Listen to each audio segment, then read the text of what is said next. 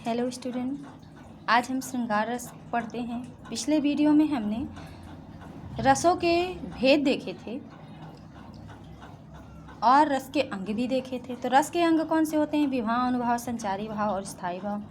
जबकि इसके भेद जो होते हैं तो भेद में 10 होते हैं। यही श्रृंगार रस, हास्य रस, करुण रस, ऐसे करके जितने भी 10 रस हैं वो रस के भेद कहलाते हैं।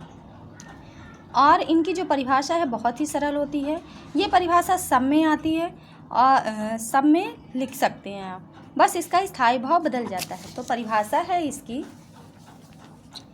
जब सहृदय के हृदय में रति नामक स्थायी भाव के साथ विभाव, अनुभाव और संचारी भाव का समावेश होता है, वहाँ श्रृंगार रस होता है।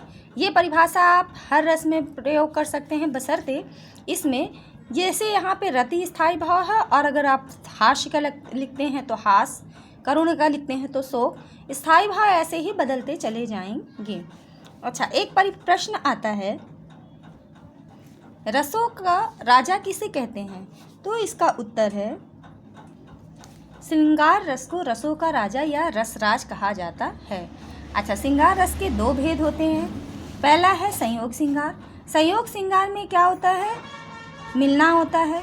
इसका उदाहरण है, राम का रूप निहारत जानकी, कंगन के नग की परछाई, और इसमें मिलना होता है। दूसरा है वियोग श्रृंगार, जिसमें दोनों का बिछड़ना होता है, किसी 2 व्यक्तियों का। उदाहरण है, हे खग हे मधुकर श्रेणी, तुम देखी सीता मृगनयनी। अर्थात सीता जी को रामचंद्र जी ढूंढ रहे हैं तो इसमें वियोग श्रृंगार है। और जब सीता जी को राम का रूप किसमें, कंगन के नग में ढूंढ रही हैं, वहाँ पे संयोग श्रृंगार है। तो ये थे श्रृंगार रस के परिभाषा। इसी तरह आप करुण रस की भी लिख सकते हैं, बस इनका स्थायी भाव और उदाहरण अलग रहते हैं।